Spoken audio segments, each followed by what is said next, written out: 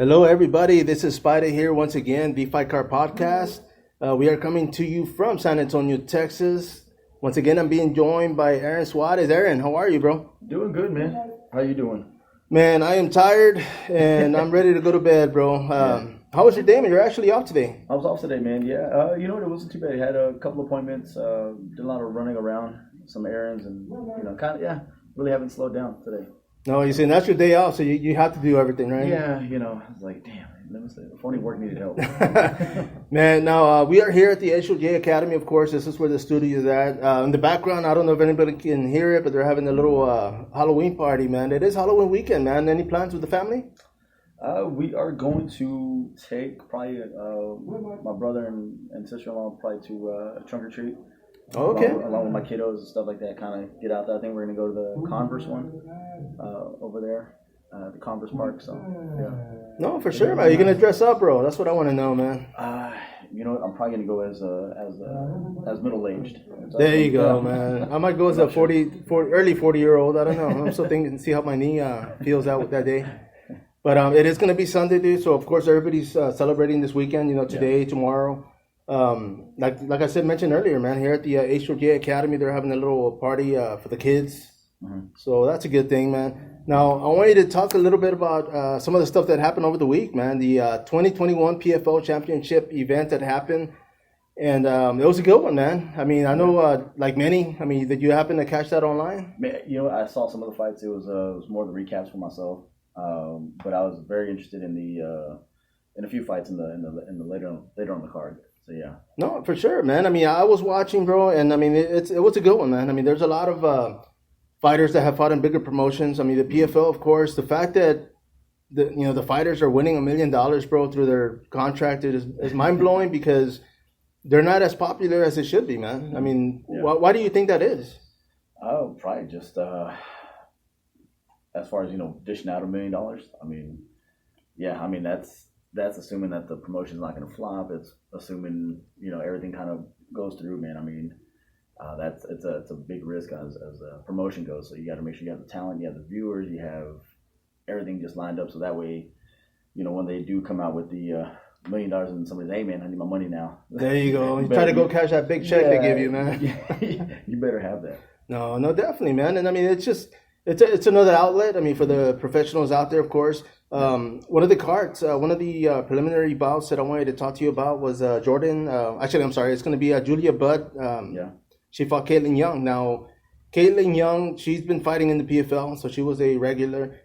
Julia Budd, of course, she's fought in the UFC, was making her debut, won the fight, man. I mean, it's a unanimous decision. Yeah.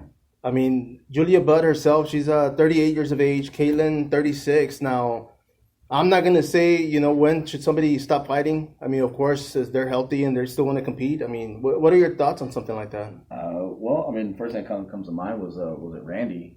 Couture. I mean, he fought until he was close to 50. Yeah, true. So, and then of course, you got guys like Chuck and the guys that went on 40 plus, and they should have stopped 7 years before that. So I mean, yeah, as long as she's healthy and she's able to get everything going, and keep the momentum, keep herself healthy, and good training, I wouldn't see why not. You just want to make sure that you can take care of yourself after fighting is done. No, definitely, man. I mean, she came in, Julia Budd, I mean, her 3 losses, bro, were to Nunez, she lost to Ronda Rousey and Cyborg. Yeah. So, of course, that's like top tier already, man. I mean, that just says a lot for the woman, She's the toughest they come. Mm-hmm. So, she won via unanimous decision, of course. Congratulations. Yeah. And that was the preliminary, of course. Other fighters competed as well. But I want you to go ahead and jump over to the main card, bro. Now, Ray Cooper III, of course, he fought Magomed Karimov. Now, this was a rematch. They met a year ago. Magomed, of course, got the win last time. And Ray Cooper, I mean, he was able to get that win, man. He actually knocked him out. And not only did he get, revenge, his lawsuit, but he actually won the belt and won the money. So, I mean, he got the icing on the cake, bro. Yeah, no, man, I'm definitely a big fan of Ray Cooper. I think one of the first videos I came across of him was, I guess back in one of the early shows, he fought his cousin. No, yes, bro, yes. I mean, he might have to go back and fight his cousin if they keep him on there, man, because, competition's getting bleak, bro. Yeah, right. It's running real thing, man. And so, no, he fought his cousin. And then, like, the whole thing was just intense, man. From the weigh-ins to the stare-downs, like, right before they were going to go. And I think even afterwards, like, I don't even know if he was talking anymore. But, it was just an intense fight. And then after that, he had another fight where he fought Jake Shields. That's right. And yes, sir. His dad fought Jake Shields years ago. So first of all, props to Jake Shields for being in the fight game that long. No, definitely. He's still fighting, bro. Yeah. And so with him fighting the dad, and beating his dad, and then for your son to see that, and then he comes up, and then he's like, "Hey, I'm gonna whoop his ass, Dad." No, and then he does, man. And I mean, that definitely he avenged his dad's loss. Yeah. I mean, Ray Cooper, like you said, I mean, I'm he's a fan favorite, man. I mean, I would love to see him get into the UFC. Of course, he's a welterweight. The welterweight division is crazy right now in the UFC, bro. So I mean, he can only improve and definitely go for a title run, man. In my thoughts. Well, shoot, man, we can probably get him coming in, hopefully with the Diaz. I'm just saying, I'm watching that fight, and no matter who won, I'm still winning. No, definitely, man. Yeah, I mean, who wouldn't want to watch that, dude? That's actually that's a good one, man. Now, I'm going to go up. Actually, the bout before that, man, was Clarissa Shields, bro. Now, she fought Abigail Montes. Clarissa, of course, was a fan favorite, going in. A lot of hype. She came from boxing champion. This is only her second bout, so her second fight in MMA. Yeah. Now, her getting a loss, I mean, does that say anything about her? No, I mean, because she's still transitioning, man. I think she's still fairly young, and she's fighting some decent competition. You can see a lot of that poise coming into play, especially with her stand-up. She's not rushing as much, so whatever they're doing at Jackson Wink, I mean, they're always going to make a pretty good product. But you can tell definitely where she was still green, on the ground. And right. So, and some of the positionings and transitions. So, I mean, she keeps at it from her first fight in MMA to the second one. I can only imagine it's going to get better going to her third one. So she has heavy hands, quick hands. It just wasn't enough power to take out this girl. It just, once they get her on her back, that's kind of it. You can tell she was lost and she didn't know, okay, hey, what do I do next? And that's just experience. No, for sure, man. And I mean, the experience is what she's going to get. They're both young. I mean, Abigail's 21, Clarissa 26. Yeah. I mean, they can still fight another strong 10 years, 15 years and, become champions, man. But I was impressed. I mean, Abigail Montes, I had seen her fight for Combate Global before. And she was a scrapper, man. I mean, she was good. She was aggressive. She seeked her submissions, and she did, man. I mean, obviously, props to her. She won this one via split decision, so it was a close one. Yeah, you can, even at the end when she got the mount position and she just started letting loose, like, that's exactly how you finish a fight, to kind of show the judges, hey, everything else that, Clarissa might have done that round, like, hey, I finished stronger. So that was really good. And let me ask you, man, because, I mean, of course, you've competed in MMA before. When you would hear that though yourself, was that a key for you to just start swinging regardless? Just go. Something's going to happen, especially with the third round or whatever. Swing. Close, bite down that mouthpiece and go from there. No, definitely, bro. Yeah, and I agree, man. I mean, you want to look good, and a lot of judges, depending how the card went, of course, but that does look good on your end, man. So for sure. Now, the main event, man, this one was actually Kayla Harrison. Now, she defeated Taylor Guardado via submission armbar. I wasn't surprised. She has her armbars, her go-to submission, of course. Yeah. Kayla, of course, she's 12-0. Guardado, man, she had like 5 bouts under her. A lot of people are saying that she's being fed all these mediocre fighters, man. Everybody shows up to fight, man. I mean, regardless, of course, Kayla's gold medalist, in judo. She has the experience. What are your thoughts on that, man? I mean, you think as far as like competition, I mean, what can PFL do, man? Because obviously they're feeding her competitors, right? Yeah, I mean, they're hopefully giving her the best competition that they can, and I mean, she, like I said, she's getting experience too. I think eventually, she's gonna have to, get a step up in competition. Hopefully, she'll be transitioning to the UFC here pretty soon. I think was it her last? This was her last fight contract. if she gets renewed again with PFL, if she goes even to Bellator or even to the UFC, like hopefully it's the UFC, because there's going to be a lot more challenges for her there. Women's MMA is really just evolving, and so I think she'll get challenged a lot more. Right. Going in over there. So I look forward to it, man. She didn't seem like she's just judoka. Like she'll actually do some other things, maybe with some stand up. So hopefully she gets better with that. But she trains with Nunes, right? Or who does she? Or yeah, she actually trains out there in Florida. So I mean, she's getting good, solid training. So I think the transition, over into the UFC won't be as tough as people might think it is. But yeah, I think she's pretty much done with the PFL.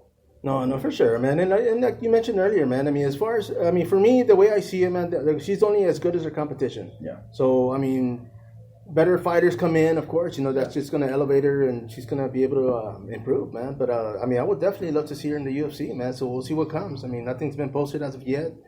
But good luck to her. Good luck to everybody that won, on that card. And I wanted to jump over, man. Now, from the PFL, we're going to go over into the BKFC.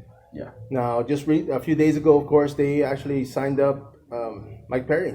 Yeah. From the UFC. Nobody knew. I didn't know that he had fought his last fight in the UFC, his contract. And BKFC, of course, they have him in a 2-fight deal.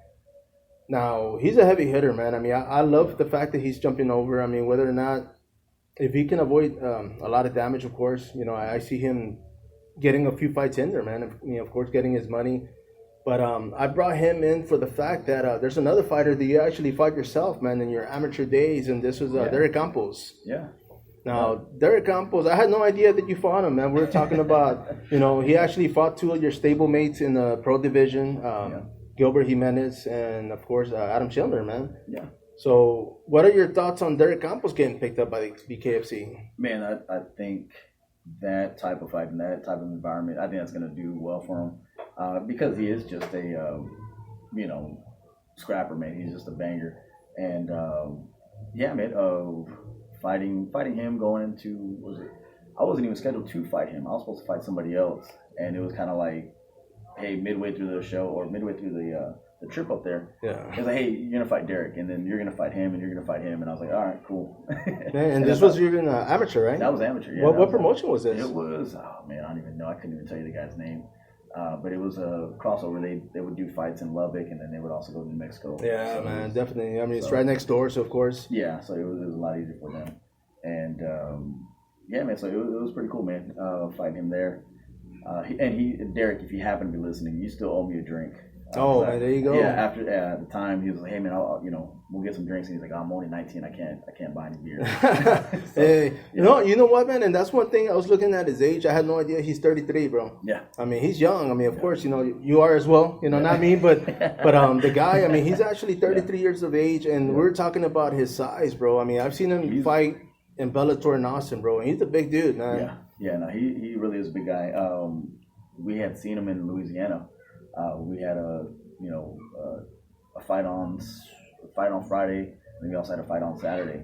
And man, when he's not at 155, he's at least close to maybe 185, 190. Yeah, man, definitely. A big boy. But yeah, and then so going into, let me see, I never saw him fight Gilbert, but I know but I can only imagine how that went because Gilbert's he's a dog. He wants to throw and bang, and so does Campos. So I'm sure that fight probably didn't last long. Actually, it went 3 rounds, bro. Yeah, Oh, I was looking at it too because I was like, man, they went. I believe he won via unanimous, man. But they won all 3 rounds, bro. Yeah, so. okay. Well, then I want to see that. Dude. It actually happened in a AAA promotion. Okay. I believe it's in Laredo, and I'm gonna look that up because I had no idea they fought either, man. But he won via unanimous decision. This was in 2011. Okay, yeah, and then I know when Derek fought Adam, man, that fight was crazy. That was back and forth. They're both, Adam's a solid wrestler, but he showed off his stand-up and his chin. And, he also gave it back to Derek as well. So that was just a really tight, 3-round fight as well, I believe. Yeah, and that was actually King of Combat, man. Of course, yourself, you fought for the promotion before. Yeah. And I had no idea they fought either, bro. I've seen Derek fight, and I can't say the opponent. I know it wasn't Adam because I would have recognized him. Mm-hmm. But I mean, the guy's a scrapper, man. He loves to freaking bang, stand toe to toe. So of course, BKFC, that'd be freaking, I mean, he's at home. It just seems like all those guys from Lubbock and West Texas. I mean, I know you had Joe Salcedo on the podcast, and I know he can scrap as well. So it's just like, man, whatever they're doing in West Texas, like, keep doing it, man. Yeah, get them all in bare knuckle. No, yeah, exactly, bro. And I know Joe for a while was talking about going up there himself, man, or making that jump, but. I mean, time will tell, man. I mean, the guy's got another fight coming up with Fury FC, as far as Joe Salcedo. So, for sure, I'm looking out for that one. Now, let me ask you, bro. I mean, the fact that you fought somebody like Derek, like, let's say they called you tomorrow and they said, hey, we want you to fight Derek Campos, man. BKFC, man. How much would it take for you to fight? Shoot, man. Fight the man. Figuring that last time I didn't get paid for anything. Make up for it. Yeah, I mean, hey, throw me 10. Throw me 10 to show. And, hey, let's get it, man. No, yeah, and of course you want that continental breakfast, of course. Get you a room and the wake up call, please. No, yeah, definitely, man. But I mean, best of luck to Derek Campos, man. Of course, the guy's a stud, dude. I mean. If I could be anybody, it'd probably be Derek, man. I mean, you first, but then Derek, bro. So for sure, man. I appreciate that. Yeah, yes, sir. I see that wink. I gotta keep you coming back over here, man. So of course, I gotta butter you up, man. Now, bro, there's another fight coming up. This is gonna be UFC 267. It's actually going down in Abu Dhabi, Fight Island. Which turns out it's not an island, bro. I mean, go figure. But it's Dana White. Yeah. I guess just they named it that, but I mean, it is gonna happen, man. And I mean, the card itself. I mean, we talked about it earlier. I myself cannot pronounce a lot of these names, bro, and I apologize for that. But some of the the fights that I'm looking forward to, man. There's 3 bouts. I mean, of course, you got Jinglang Li. Of course, he's fighting Kazmat Chimaev.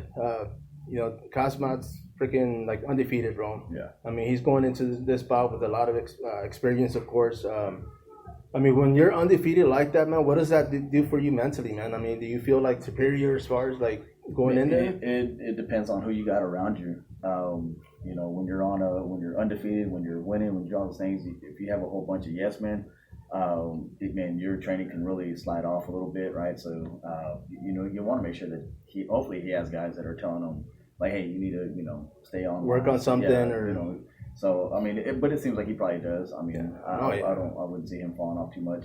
I mean, I think the mindset can help you or can hurt you. But I think so far it's shown that I think he'll be all right. No, definitely, man. I mean, he was actually in a little altercation that happened in the UFC event, man. This was I mean, he had talked about it. I mean, it's everything over social media, bro. I mean, as far as Kevin Holland had said something, and he confronted him, grabbed him by the neck, and pushed him, and and then apparently I think he also went to Ireland, as well, So I mean, it seems like he is about that life. So, he's gangster, bro, definitely.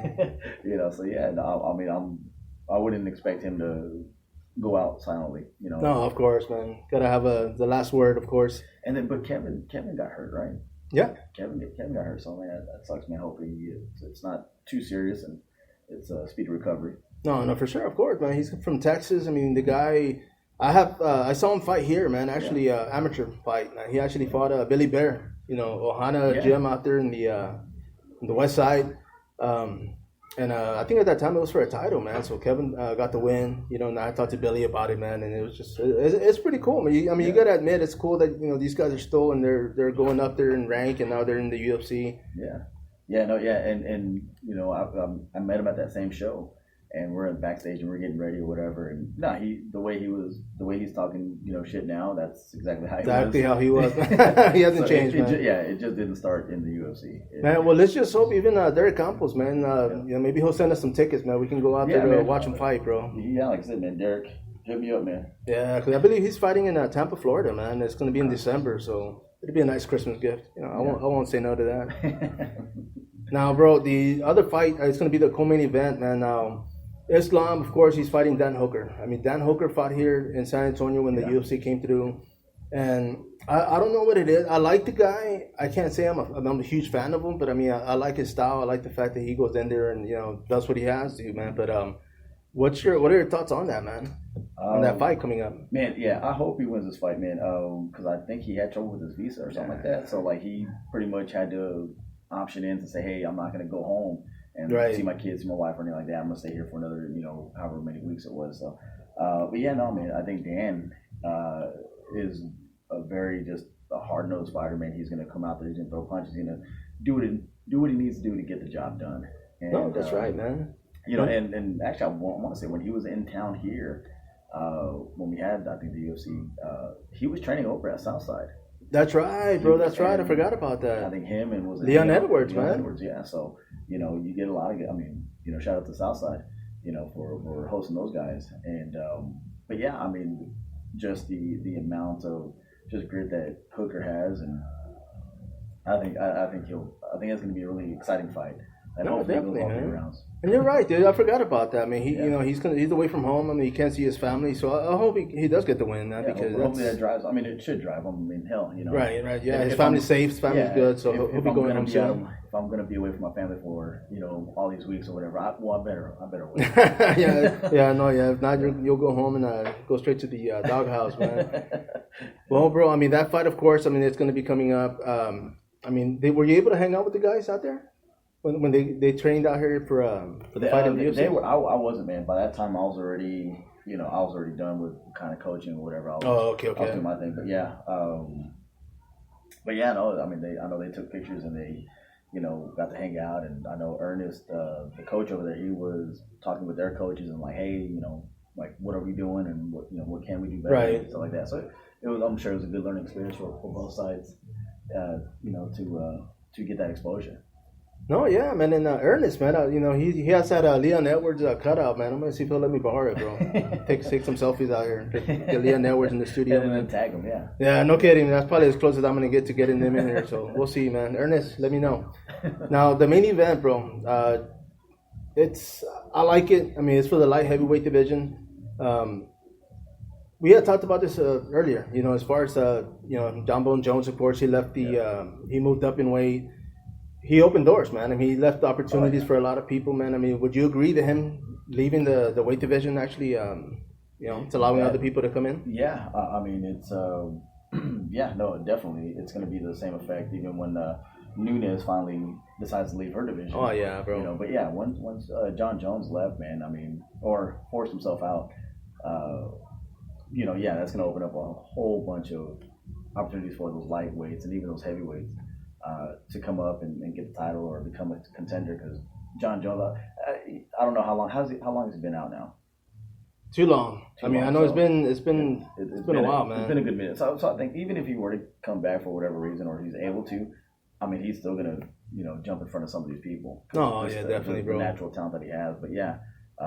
No, definitely going to open up a lot of doors. I'm excited to see. Was it Blachowicz? Blachowicz, of course, he's fighting Glover Teixeira. Yeah, dude. I think he's gonna. Hopefully, he'll be champion for quite a while. No, for sure, man. He's gonna do some really good things. Hard nose, and I want to see him move up in weight and fight. Was it Miocic? Yes, bro. That would actually be interesting, man. That would be pretty nice, man. And I'm pretty sure these guys are already walking around at heavyweight. You know, they've got to be like 230, 240, man. So, of course, you know, it wouldn't be too bad of a... I mean, they probably wouldn't even have to cut weight, man. So that's a plus. Always. Now, let me ask you, bro. Now that we have mentioned John Jones, of course, I mean, he's going through his legal, you know, the problems that he has. Yeah. The fact that he hasn't fought in the heavyweight division either, man. I mean, do you see him dominating the heavyweight division? Yeah. I mean, at this point, I've tried to bet against him so many times, and at this point, it's like, no, okay, all right, I'm not going to. Just whatever he ends up deciding on doing. I think even as a heavyweight, he was gonna, you know, create some, wreak some havoc. There'd be some matches I'd like to see, because I mean, the technical side of what John does, I mean, is just, I think it's far more. I think it's a lot better than any other technical skill that maybe like a Zingano, or not Zingano, Francis. Right. He has. I mean, you know, Francis has gotten a lot better technical wise, but he's still not catching up to what technique, you know, Bones has. So. No, man. And I mean, of course, the guy's natural, man. And the thing about John Jones was in an interview, he actually said that before his fights, he used to get plastered, bro. He'd go out there and get drunk just so that way if he lost, he'd have an excuse. Yeah. I mean, if he was hungover or just not in shape, you know, fight shape ready or whatever, man. I mean, how good of a fighter is he without getting drunk? Well, you know what, and at that time, you know, it's just like maybe he's just trying to make it hard for himself, man. I mean, he was a white belt, for the longest time. Yeah. I mean, he barely got his blue, which a lot of fighters, when they're just focusing on fighting, they don't really take the time to go up to right. But, it's, I mean, when you have a lot of natural talent like that, and then you're beating the guys, and then you're still doing this, like, why would you want to change anyways? I think Daniel Cormier said it best, where he's just like, it was supposed to be my job to beat him, to set him up onto a different path, and but because Daniel never beat him, right. He was like, okay, well then I can get plastered. We can do cocaine. I know, yeah, dude. Like, I mean, that guy. so why change it? And then as a coach, like, what would you tell your guy? I mean, if he was losing, you'd have a little bit of leverage, but since you're winning, I know. What can you? I mean, you're bringing in money. I mean, yeah. I mean, he's definitely. I mean, he's got a. Fights come. As far as having the title that long, bro. I mean, of course, he's bringing a lot of recognition to their gym. Yeah. Like you mentioned, I mean, Jackson Wink, MMA, dude. I mean, they actually banned him from the gym till he fixed his problems, man. Yeah. Of course, they say they would allow him back. He'd have to, work his way back in, man. But I mean, do you think something like that would affect John Jones mentally? I think he's a manipulator. So I mean, I think he probably wants to have it affect him, but I think ultimately, I think he's going to manipulate the situation to make him feel like the victim. And I think he even went as far as saying, "Oh, well, I thought these coaches had my back," and I'm like, "Well, they've tried to." Yeah, they keep screwing up. I mean, there's only so much they can do, man. So I mean, mentally, I don't think it's gonna. I'm not sure. I just have to wait and see. Like, if he was my friend, I'd be like, "All right, hey man, I'm gonna cut you off."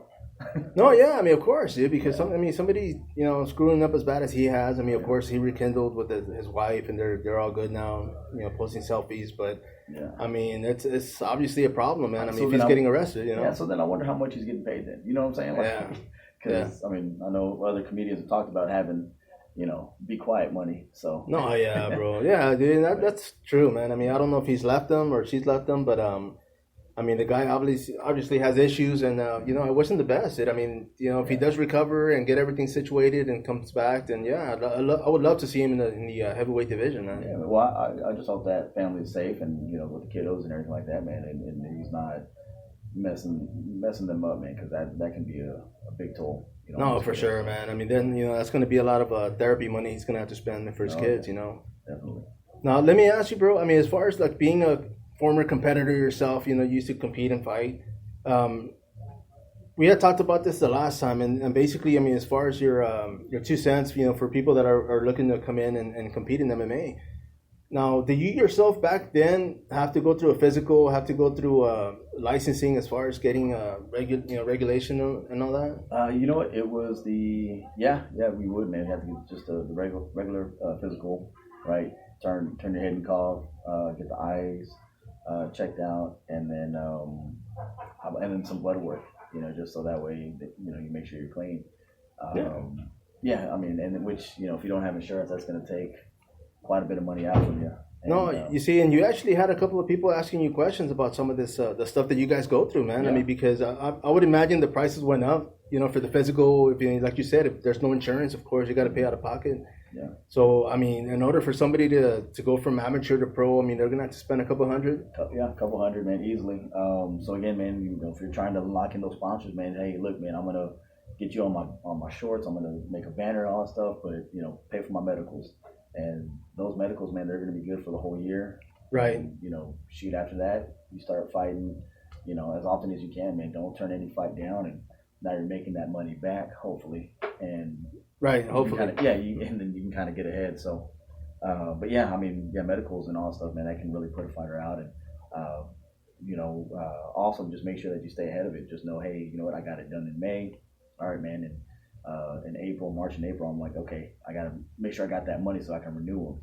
And so that way I'm not holding myself back away from a fight. So, which I've seen that happen quite, even in the amateur ranks. Yeah, it's like, hey, man, we need your medicals by this date, and they wait to the last minute, and then now they can't fight, and they already sold tickets, and now they're even further behind in money. No, for sure. I mean, and that's true, man, because it happens a lot. Why do you think that is? I mean, you put everything up to the last minute. I mean, but there's a lot of fighters that do that, man. I mean, procrastinators, man. They, whether they don't have the time because they're trying to train, they're trying to do all this, and they're working full time. So, I mean, there's a boatload of excuses, but at the end of the day, you know you want to fight, so keep your medicals up to date. That's going to help out the promoter. It's going to help out you. It's going to show you're reliable, and these guys are going to be able to, hey, you know, I can count on, you know, Mario to come in because I know he's going to have his stuff on him. Right. Yeah. No, man. Earlier, man, and this is to backtrack a little bit. We had talked about some of the past opponents, man, like Adam Chandler, of course. You know, he fought Derek Krantz. Yeah. You know, and in Austin, I believe it was for the King of Combat. Well, no, he fought him in Louisiana. Oh, okay. It was a you know, one of those 4-day weekends or whatever, and that was a good fight going back and forth, man. You know, seeing that up and close and live, man. I mean, Derek Krantz is he's a big dude, real humble guy, real nice and sweet guy. After we talked to him afterwards, you know, and you know, with Adam, man, I mean, just he was giving him everything he got, man, and it was a nice outdoor venue. I want to say they went maybe 2 or 3 rounds. I forget, man. It's been so long, but yeah, he was something else. And then he fought. You know, I'm not even sure if him and did him and Dustin fight or no. Or they always missed? No, they missed. Yeah. They missed. For a second, I mean, earlier too, I think the last episode we had actually talked, man. I thought he had fought him also, man. But it's just like, I mean, it was basically like the World versus Team Powerhouse back in the day, man. So they fought everybody, bro. Yeah, I mean, hey, there wasn't a fight that we didn't want to take. No, exactly, man. And that's, you know, it shows. I mean, a lot of studs came out of that, dude. So, I mean, for sure. I mean, as far as that, we're talking about the Derek Krantz fight. It actually it was for Ascent Combat. Yeah. Best of the best tournament, dude. Like you said, it was for a 2-day. It was a 1-day. It was a 4-day thing, but they had amateurs on Friday, and then they had the pro fights on Saturday, and then they had kids on Sunday, and so it was a unique event. My buddy Robert Rosenbaum, he's out in Corpus now. I think he's with Weapons at Hands, or he's doing his own boxing thing. Oh, nice, man. But he won the 4-man tournament, and he beat, was it Matt Schnell? Oh, back in the day. He beat him, and I forget the other guy he beat, but it was they had to do a tournament, and it was pretty much he fought, I think, like the second fight of the night, and then he fought like 3 or 4 fights later, and then he won the title. So it was pretty neat, man. No, you know what, man, and Derek Krantz, we had talked about it earlier too, man. He's actually fighting tonight, man, for American Combat Alliance 18. Okay. Now, the guy's still fighting. I know he had a stint in the UFC. Yeah. You know, he was cut, I think, 2 fights after. Yeah. But what was his record? Do you remember? Does it show his record?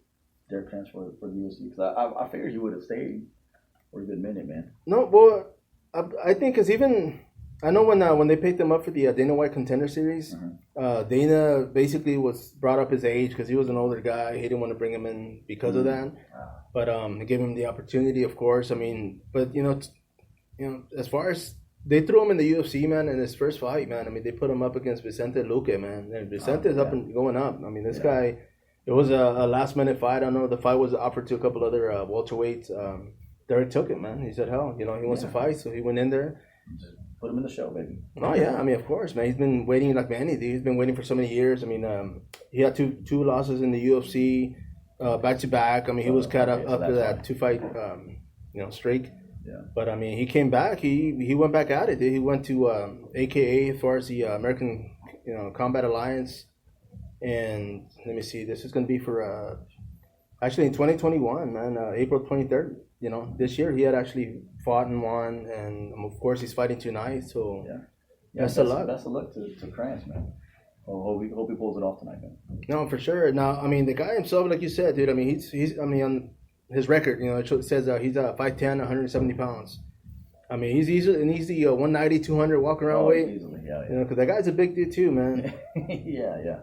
He's really big, man. So for sure, bro. I mean, Derek, man. I mean, if you're listening, I'll go ahead and tag the guy. I know I have him on my Facebook. I message him every once in a while, but I'm gonna tag Campos, man. Like, hey, man. Yeah, where's my beer? Yeah, I can't believe. How old were you when you fought him? Oh shoot, man. Let me see. This was 2000, probably 7 or 8-ish. Man, what is that? I was probably about 24, maybe 25, somewhere around there. You see, so there was no reason for him. I mean, Derek could have given you the money. You could have bought your own beer, man. So he didn't have to necessarily buy it. So it was a weird fight because, you know, so we went back and forth, and then what happened? I ended up tripping him, and so then now, like, I'm on top of him or whatever. I'm in his guard. and he throws up an arm bar, and so he ends up flattening me out. Well, I have my arm stretched out. I put my thumb to the mat, and I start working my way, and I started escaping. Right. The referee stops it, and he tells me, hey, no, it's over. I'm like, what are you talking about? Like, I didn't tap, and Derek's kind of looking over, like, he doesn't know what's going on either. And so, like, it was this whole thing, and then, you can hear the boos, and you can hear, the cheers or whatever, and, so the whole thing is just crazy. I'm upset. And then we go, backstage or whatever, and I end up seeing Derek at the concessions, and he's kind of like looking at me. He doesn't know, what the conversation's going to be like, I guess. And I'll, hey man, it's cool, it's whatever. I said, you didn't make the call. It was, the referee. And so y'all ganged up on the referee. Yeah, y'all went over and beat his ass. Yeah, who's winning now, man? Yeah, and he kind of looked at me. He's like, hey, I didn't have it in, did I? I was like, no. I was like, you didn't, Derek. And he's like, yeah, I know. So he's like, just making sure. Yeah.